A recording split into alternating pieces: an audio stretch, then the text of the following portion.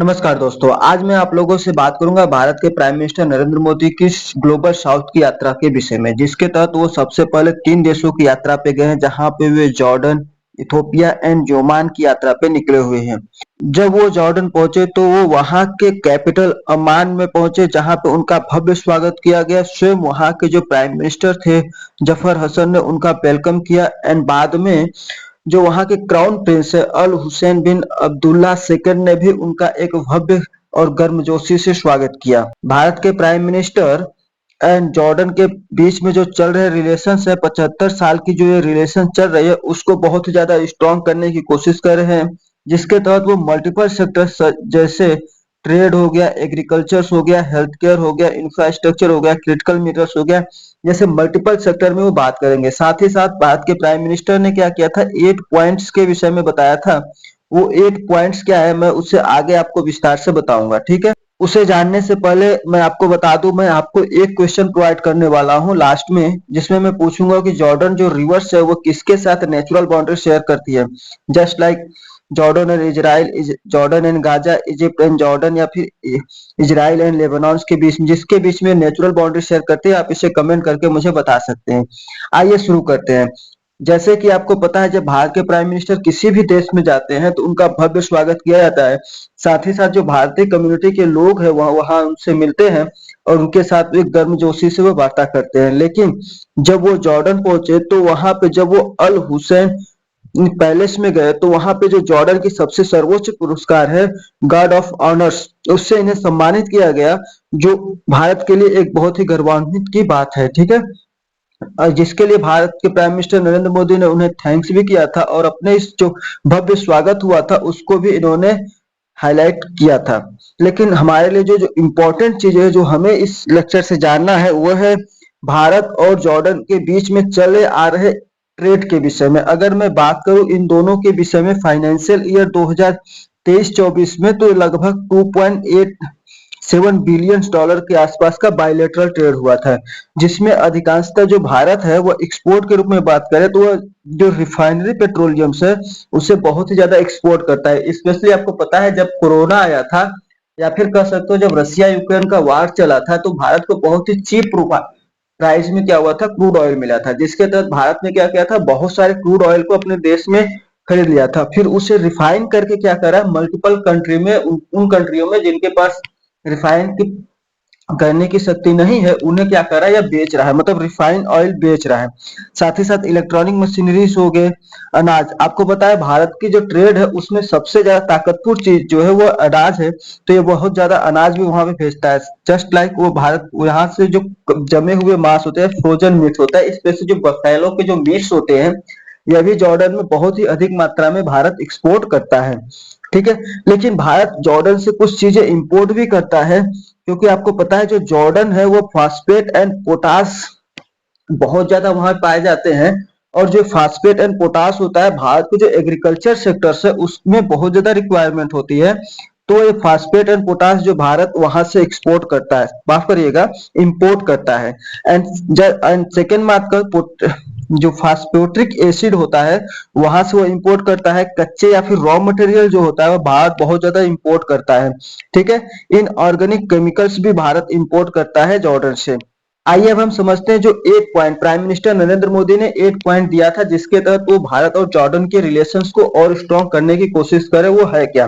देखिए, अगर मैं बात करूं तो भारत के प्राइम मिनिस्टर ने जो सबसे ज्यादा फोकस किया था वो था ट्रेड एंड इकोनॉमी। भारत के प्राइम मिनिस्टर ने कहा था कि आने वाले 5 सालों में हम दोनों मिलकर लगभग 5 बिलियन के आसपास का बायलैटरल ट्रेड करेंगे। साथ ही साथ फर्टिलाइजर और एग्रीकल्चर सेक्टर में भी बूस्ट किया था, क्योंकि आपको पता है जो वहां पे फास्फेट एंड पोटेशियम पाए जाते हैं वो भारत के लिए बहुत ज्यादा इंपॉर्टेंट है। तो ट्रेड एंड एग्रीकल्चर सेक्टर में भी उन्होंने बात की थी। जस्ट लाइक इंफ्रास्ट्रक्चर की बात करें तो भारत में आपको पता है यूपीआई पेमेंट सिस्टम चलता है, वैसे ही जॉर्डन में भी जॉर्डन डिजिटल पेमेंट सिस्टम चलता है। इन दोनों को इंटरलिंक करने की बात कर रही थी और यूपीआई जो है जॉर्डन में लाने की बात चल रही थी, जिसके तहत जो भारत के टूरिस्ट है जो जॉर्डन में जाते हैं वो वहां पे क्या कर सके, अपना आसानी से पेमेंट कर सके। Health care sector specially for pharmaceuticals के विषय में यहाँ पे बात हुई थी। Infrastructure sectors, critical minerals and nuclear fuel corporation and people to people ties. क्योंकि आपको पता है बहुत सारे लोग जो जॉर्डन में है वो भारतीय समुदाय के लोग हैं, तो भारतीय कल्चर को फॉलो करते हैं, तो वहां पे पीपल टू पीपल टाइज करने की भी बात कही गई थी। अब हम थोड़ा सा जियोग्राफी ऑफ जॉर्डन के विषय में समझ लेते हैं। जो इस लेक्चर का सबसे इंपॉर्टेंट पॉइंट है वो है जियोग्राफी ऑफ जॉर्डन। अगर मैं जॉर्डन की लोकेशन की बात करूं तो ये साउथ माफ करिएगा, ये एशिया की एक कंट्री है जो मेडिटेरियन सी के आसपास आसपास की कहीं पे लोकेटेड, जस्ट लाइक आप कहेंगे जो सऊदी अरेबिया है, उन सब कंट्रीज के आसपास कहीं एक लोकेटेड कंट्री है, ठीक है। अगर बेसिकली अगर मैं बॉर्डर की बात करूं तो इससे 4 कंट्री जो है बॉर्डर शेयर करती है। इसके आप नॉर्थ में जाएंगे तो आपको सीरियाज मिलेगा, इधर इराक मिलेगा एंड सऊदी अरेबिया मिलेगा एंड इजराइल मिलेगा। तो ये 4 कंट्री जो है इसके साथ बाउंड्री शेयर करती है। यहाँ पे इंपॉर्टेंस बात आपके ये रहती है कि जो लेबनान है वो इसके साथ बाउंड्री नहीं शेयर करती है। आपको यहाँ पे देखेंगे तो एक एक हाईलैंड पाया जाएगा जिसे हम गोल्डन हाईलैंड्स कहते हैं। ये जो है हमें स्पेशली क्या है, इजराइल का पार्ट है, जिस जो क्या करता है, लेबनान को जॉर्डन से अलग करता है, ठीक है। तो जो लेबनान से वो जॉर्डन के साथ नेचुरल बाउंड्री शेयर नहीं करती है। अगर मैं बात करता हूँ सी एक्सेसिबिलिटी की, तो ये आपको पता है ये एक लैंडलॉक कंट्री है, लेकिन यहाँ पे एक नैरो बॉर्डर, नैरो गल्फ है जो लगभग 22-23 किलोमीटर के आसपास है, जिस गल्फ का नाम है गल्फ ऑफ अकाबा। इसके साथ क्या होता है, गल्फ ऑफ अकामा के थ्रू जो है ये रेड सी से जाके कनेक्ट हो जाती है। तो उससे कह सकते हो जो गल्फ ऑफ अकामा है ये उसकी एक जीवन रेखा है, जिसे प्रोटेक्ट करने के लिए उन्होंने क्या किया है, अकाबा स्पेशल इकोनॉमिक जोन अथॉरिटी को यहाँ पे रखा हुआ है जो इस चीज को प्रोटेक्ट करे। यदि यह खत्म हो जाता है तो जॉर्डन की जो लाइफ लाइन है सी से कनेक्ट करने की, जिससे वो ट्रेड करते हैं, वह खतरे में पड़ सकता है। इसके लिए उन्होंने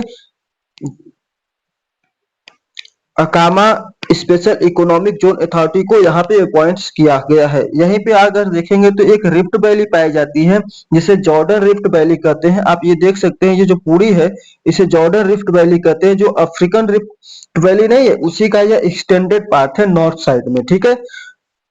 और यहीं से एक रिवर फ्लो करती है जिसे हम जॉर्डन रिवर कहते हैं। अगर मैं आपसे जॉर्डन रिवर की बात करूं तो जॉर्डन रिवर जो है माउंट हरमन से ओरिजिनेट होती है, और माउंट हरमन से ओरिजिनेट होकर ये एक ओशंस में आके मिलती है, माफ करिएगा, माउंट हरमन से ओरिजिनेट होकर ये सी में आके मिलती है जिसे हम सी ऑफ गैलीलीज कहते हैं। और ये सी ऑफ गैलीलीज से निकलने के बाद ये एक नेचुरल बाउंड्री क्रिएट करती है इजराइल और जॉर्डन के बीच में, और बाद में यह जो डेड सी है वहां पे जाके ये मिल जाती है। क्योंकि डेड सी जो है ये एक लैंडलॉक है, ये दुनिया का सबसे ज्यादा डीपेस्ट पॉइंट पे पाया जाने वाला एक लेक है, जिसकी अगर मैं बात करूं डेप्थ की तो मेन सी लेवल से लगभग 430 मीटर नीचे है, जिसकी वजह से यहाँ पे जो पानी है वह कहीं और नहीं जा पाता है, केवल और केवल इवापोरेशन के थ्रू एक जगह से दूसरे देश जगह जा सकता है। तो जिसकी वजह से क्या होता है, यहाँ पे साल्ट की कंटेंट्स जो है बहुत ज्यादा बढ़ गई है। अगर आप डेड सी में जाएंगे तो वहां पे आप देखेंगे वहां पे आदमी जो होते हैं डूबते नहीं है, क्योंकि यहाँ पे जो साल्ट का कंटेंट्स होता है नॉर्मल ओशन से लगभग 35% से भी अधिक होता है, जिसकी वजह से लोग यहाँ पे तैरते हुए दिखाई देते हैं। आप यहाँ पे देखेंगे तो कोई भी फिश हो गया, कोई भी एनिमल्स यहाँ पे नहीं पाए जाते हैं, ठीक है। केवल केवल थोड़े बहुत बैक्टीरिया यहाँ पे पाए जाते हैं। उम्मीद है कि आपको थोड़ा बहुत समझ में आया होगा। यदि आपको थोड़ा बहुत समझ में आया है तो आप मेरे इस क्वेश्चन का आंसर दे सकते हैं। Thanks for watching my lecture.